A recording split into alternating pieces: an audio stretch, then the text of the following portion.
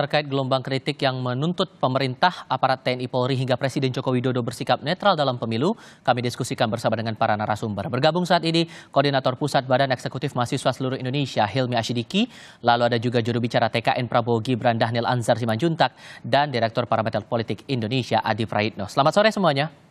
Selamat sore. Terima kasih sudah bergabung bersama kami. Waalaikumsalam warahmatullahi wabarakatuh. Bung Hilmi, ini tendensi cukup serius disampaikan oleh BMSI dalam aksi hari ini. Meminta Presiden meminta maaf karena dianggap merusak marwah demokrasi. Apa dasarnya? Oke, pertama yang perlu kita soroti, bagaimana statement Jokowi awal ketika mengatakan bahwasanya Presiden boleh berkampanye di tengah atau mungkin di tempat yang cukup sakral, di belakang salah satu paslon, lalu ada panglima juga gitu, mengucapkan bahwasanya Presiden boleh berkampanye seperti itu. Dan ini yang akhirnya menjadi pantikan para guru besar, para sivitas akademika, para akademisi kampus akhirnya menyuarakan gitu ya, apa yang menjadi poin-poin pergeseran demokrasi saat ini gitu. Pemilu tahun 2024 ini gitu ya, itu akan menjadi salah satu ajang pesta rakyat, pesta demokrasi rakyat di tahun 2024. Maka kami sebagai mahasiswa menginginkan suatu hal yang akhirnya sebenarnya cukup simpel gitu. Apa gitu ya? Jokowi untuk exit the game gitu. Keluar dari permainan pemilu tahun 2024 ini gitu. Keluar untuk berhenti menunjukkan keberpihakannya.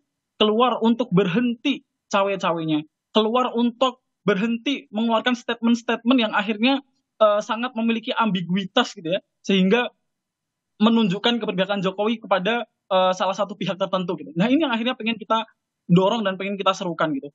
Ayolah, ini pesta demokrasi yang akhirnya perlu dirayakan secara bersama-sama, jangan sampai menjadi suatu hal yang terciderai oleh statement Presiden itu sendiri. Semata pada pernyataan Presiden yang masalah Presiden boleh berkampanye, atau ada momen lain yang membuat akhirnya teman-teman mahasiswa merasa ini klimaks untuk menuntut pemilu jurdil dan tidak ada kesewenang-wenangan?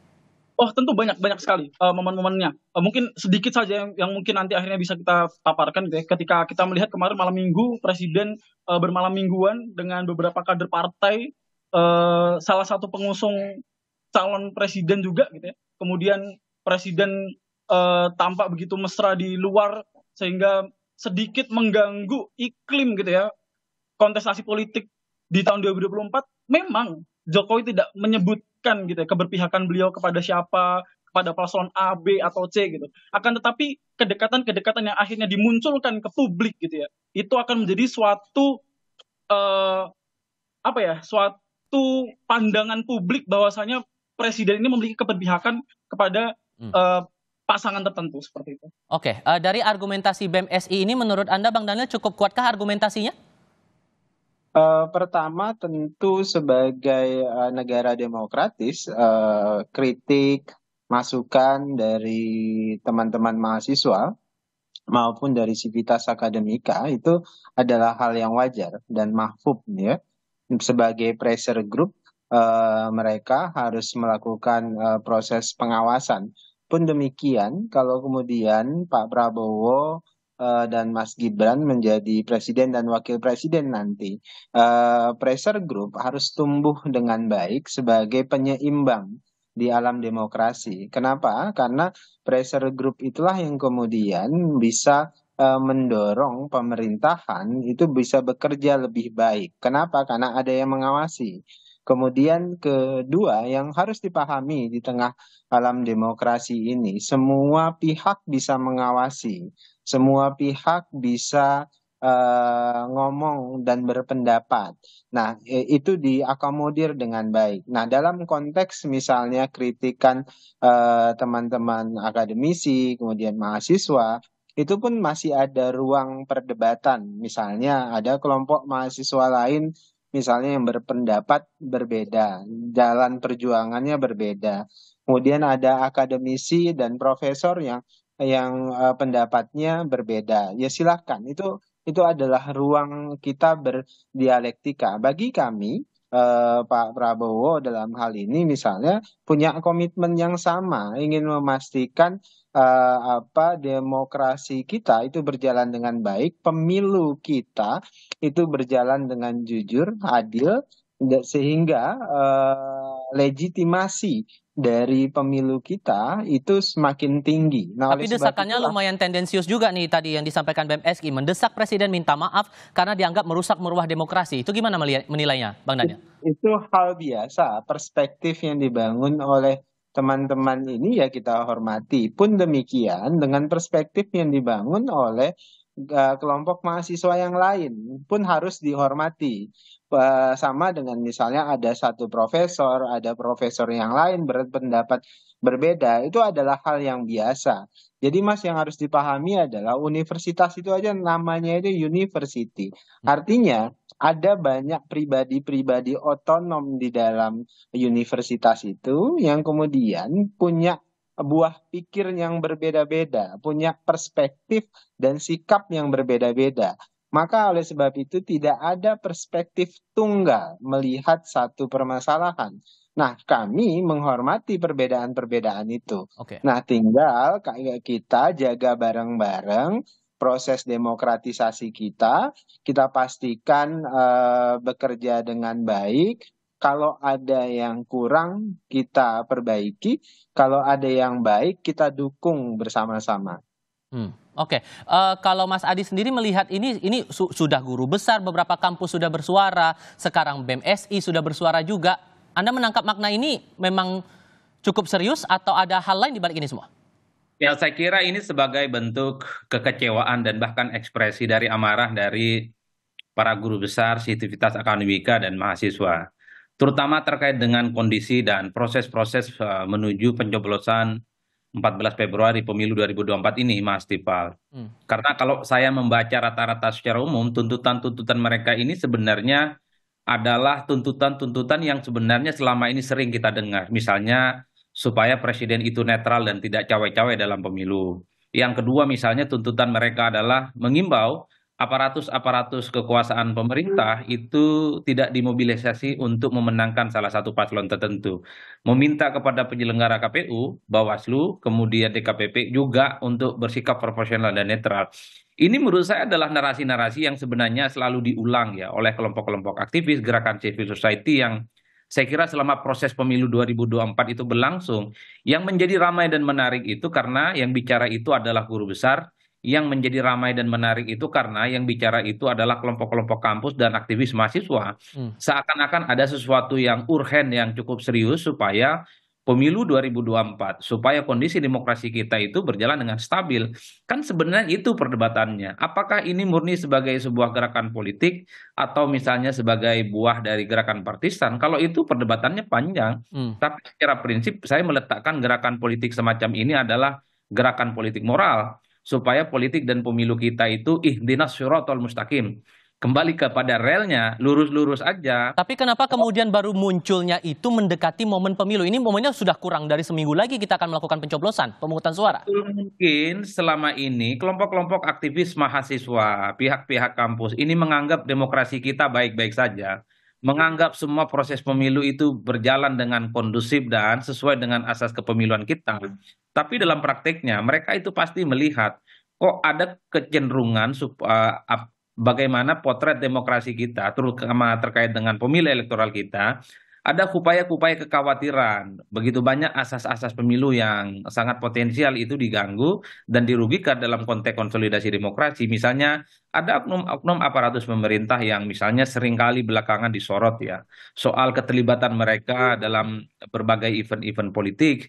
Terkait juga misalnya bagaimana para ASN yang memang dalam banyak hal sudah banyak temuan misalnya terindikasi melakukan upaya-upaya kerja-kerja politik termasuk ada upaya-upaya dalam tanda kutip mengintervensi salah satu paslon tertentu untuk kepentingan calon tertentu yang lain.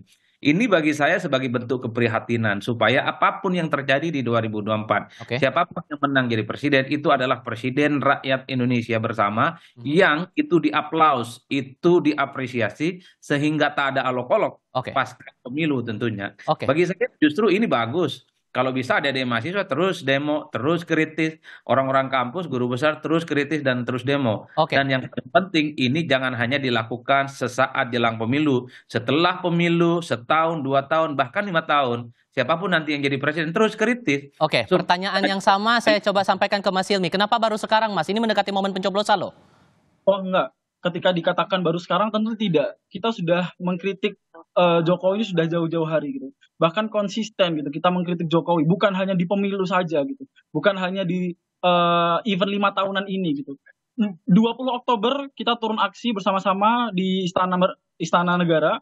Kita menuntut evaluasi 9 tahun Jokowi, dan ketika itu kebetulan Mahkamah Konstitusi sedang memutuskan terkait batas usia capres cawapres. Di situ kita suarakan gitu. Meskipun saat itu Mas Gibran belum mendaftarkan diri gitu. Kita suarakan di sana gitu.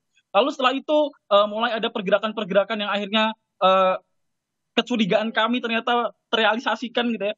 Kita suarakan terus. Dan mungkin hari ini ketika kita melihat guru besar kita turut untuk bersuara, ini adalah suatu akumulasi.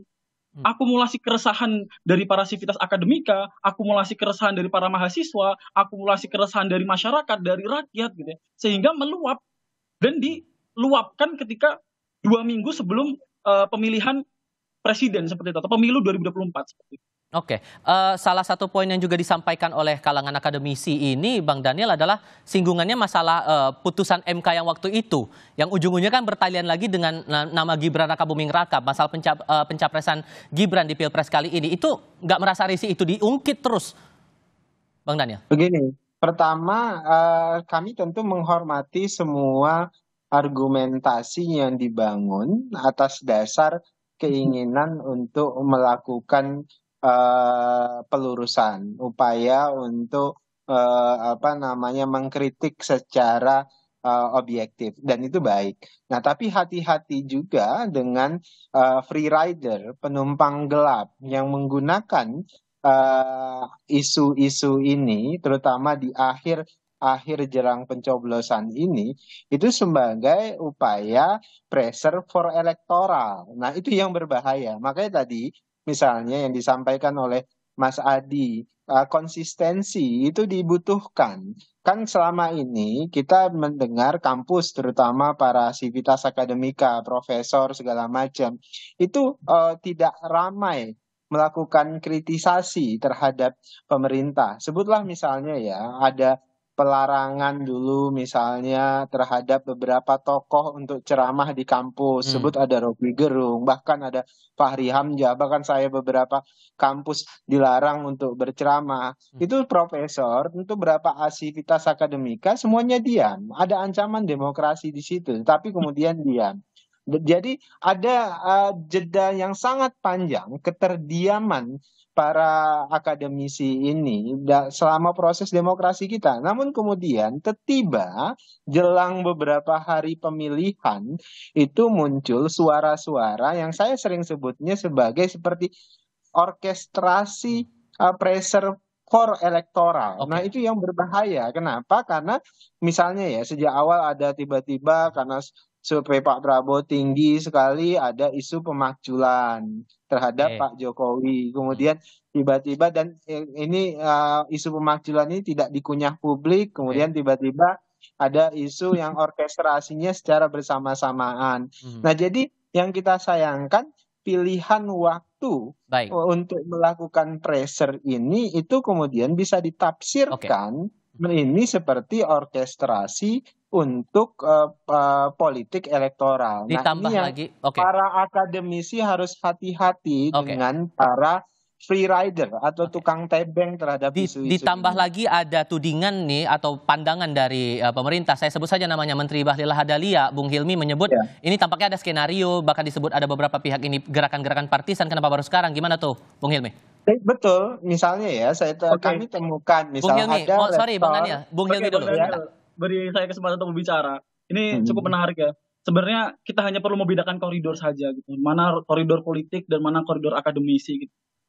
Sebenarnya apa yang dikatakan oleh Bung Daniel dan mungkin Bang Bahlil terkait statement guru besar ini terpolitisasi, terorkestra, tersetting, terbackingi, tertunggangi dan lain sebagainya gitu. Itu sangat disayangkan gitu. Kenapa gitu? Karena sejatinya akademisi ini memiliki ruangan khusus gitu. Beda dengan politis yang akhirnya memiliki kepentingan ketika mengeluarkan statement tertentu gitu. Ketika mengeluarkan statement tertentu memiliki kepentingan kepentingan politik yang akhirnya menguntungkan bagi para politisi-politisi ini. Sedangkan para akademisi ini tidak.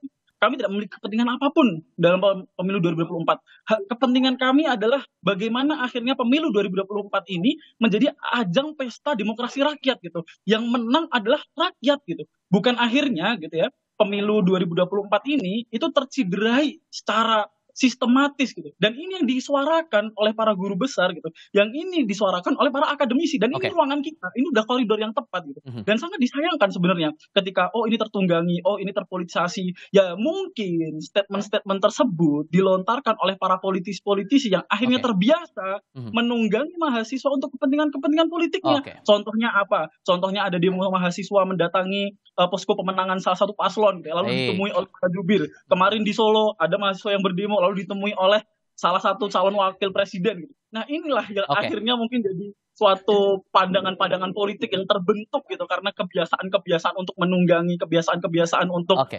membayar dan lain sebagainya. Sehingga dengan eskalasi yang muncul di kalangan akademisi ini, Mas Adi, Anda melihatnya apakah ini sudah puncaknya atau justru bakal meluas lagi mendekati masa pemilu ini? Tapi jawabnya nanti, kami akan lanjutkan diskusi usai jeda berikut.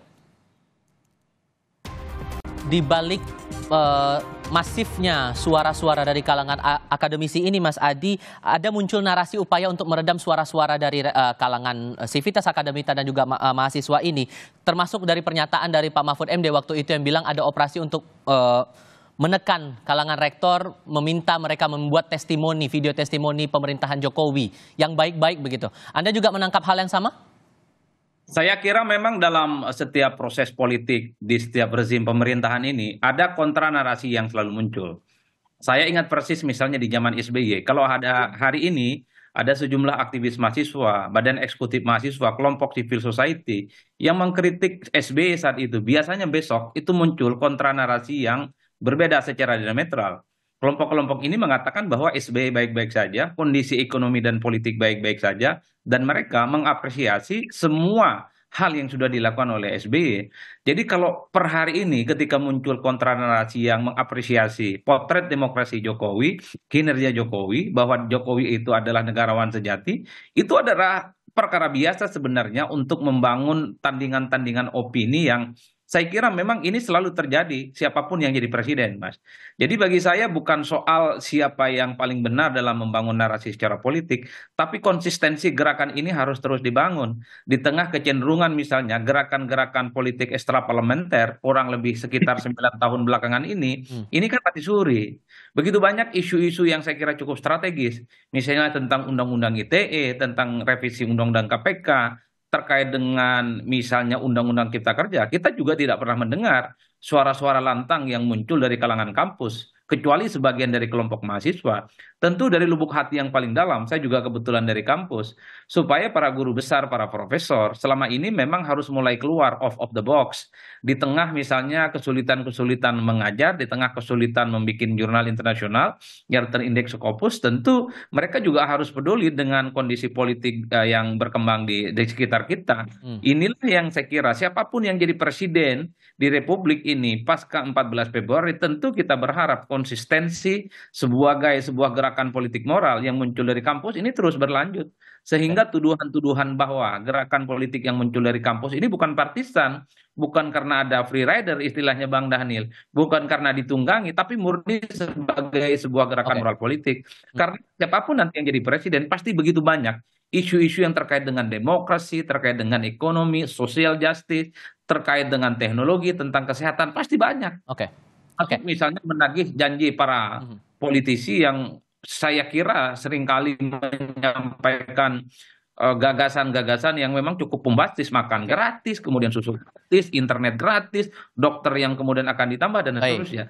Dalam konteks itulah sebenarnya gerakan politik yang muncul dari kampus dituntut supaya mereka ini sustain. Siapapun nantinya yang jadi presiden dan siapapun nantinya yang akan menjadi penguasa di negara ini. Menurut Mas Adi ini adalah gerakan moral nih Bang Daniel, dan di sisi lain juga suara-suara dari kalangan akademisi ini direspon oleh dua rival Pak Prabowo yang lain, Mas Anies dan juga Mas Ganjar. Itu menangkapnya gimana? Ditambah lagi Pak SBY juga menangkapnya demikian, ada kekhawatiran bahwa masyarakat khawatir pemilu tidak akan berlangsung jujur dan adil. Gimana meresponnya Bang Daniel?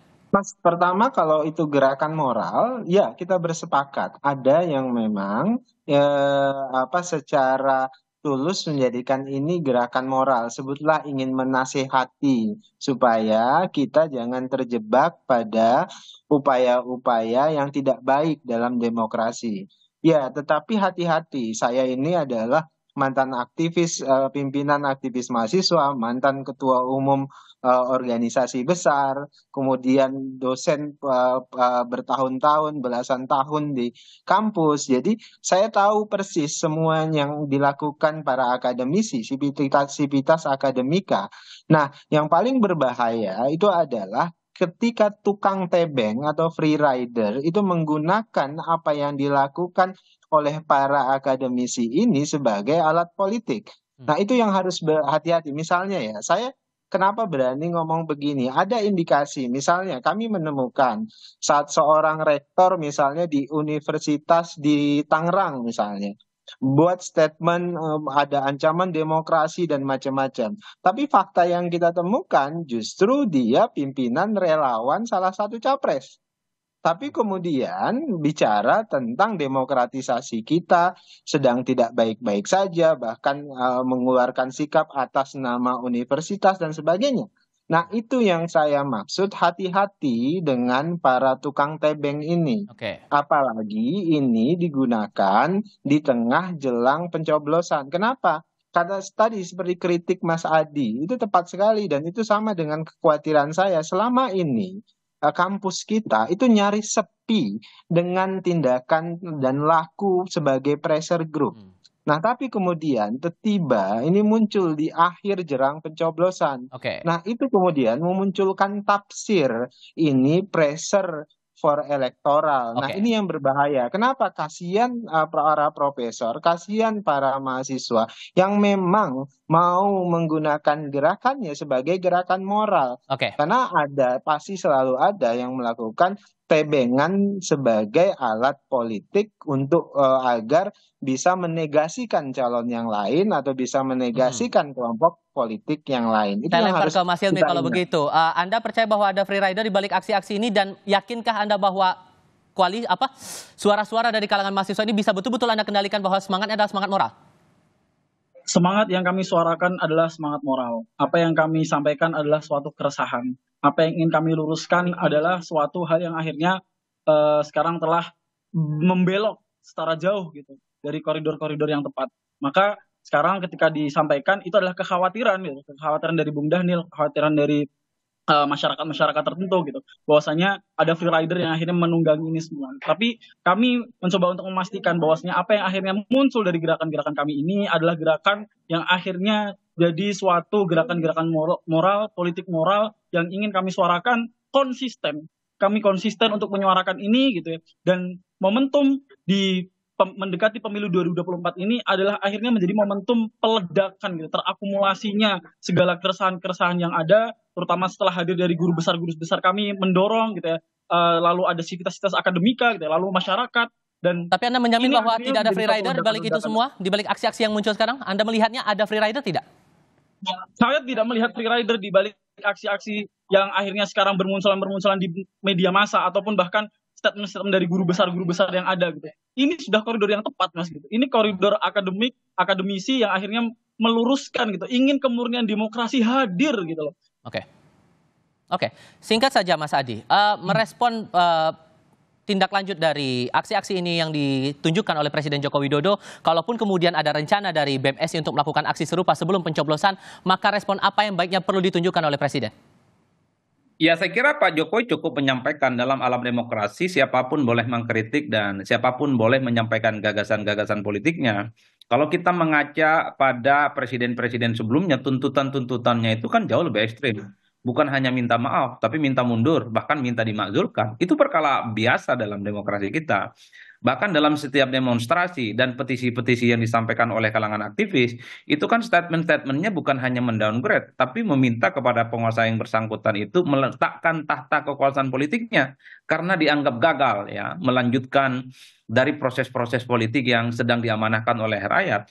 Jadi oleh karena itu bagi saya Pak Jokowi juga memang harus menunjukkan kepada publik bahwa tuduhan-tuduhan yang selama ini misalnya selalu dialamatkan kepada Pak Jokowi itu tidak benar. Misalnya mencoba untuk memang tidak terlampau kelihatan kembali cawe-cawe ya dan miring-miring untuk kelihatan kepada salah satu paslon, dan harus juga bisa dipastikan bahwa aparatus kekuasaan politik di negara ini sesuai dengan undang-undang memang dalam tanda kutip gitu ya, wajib hukumnya diimbau untuk tidak terlibat dalam kepentingan politik elektoral. Kalau Kan itu disinggung lagi masalah etika, disinggung lagi masalah pencapresan Gibran, harusnya Presiden Jokowi meresponnya gimana menurut Anda, Mas Adi?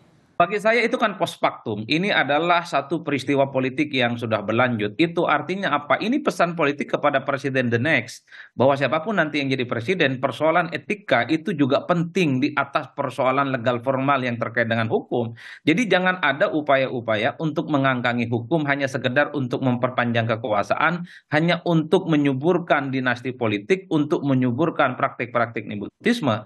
Artinya apa? Etik, moralitas di Indonesia itu sama pentingnya dengan legalitas hukum formal yang lain. Oke, Bagi saya ini adalah imbauan moral supaya menjadi mau'idah hasanah gitu ya, yang harus diperhatikan oleh pemimpin siapapun, baik. bahwa tak boleh menggunakan instrumen apapun hanya karena untuk mementingkan kelompok tertentu dengan Baik. cara menabrak aturan-aturan yang secara logik misalnya itu bertentangan dengan logika. Kan Oke. sebenarnya konteksnya dalam itu. Oleh karena itu saya selalu mengatakan, Mas, ini percuma kita selalu mengutuk kegelapan. Ke Oke. depan siapapun yang jadi presiden, pastikan jangan ada hukum yang coba untuk diobrak-abrik hanya untuk kepentingan politik jangka pendek. Oke. Siapa presidennya? Itu haram dan tidak boleh. Oke. Karena kalau itu dilakukan, maka resistensi, perlawanan dari kelompok-kelompok kampus, Baik. civil society, dan mahasiswa akan selalu muncul. Karena kalau mau jujur, mahasiswa dan kampus ini adalah momok yang mengerikan sebenarnya. Kalau dia muncul, tentu ada sesuatu yang sangat dikhawatirkan Oke. dalam kondisi bangsa dan negara ini. Sudah kami tangkap maksud Anda. Mas Adi Praitno, terima kasih. Bang Daniel, terima kasih. Bung Hilmi Sama-sama. juga terima kasih sudah Terima berdiskusi kasih. bersama kami. Selamat sore semuanya. Ya,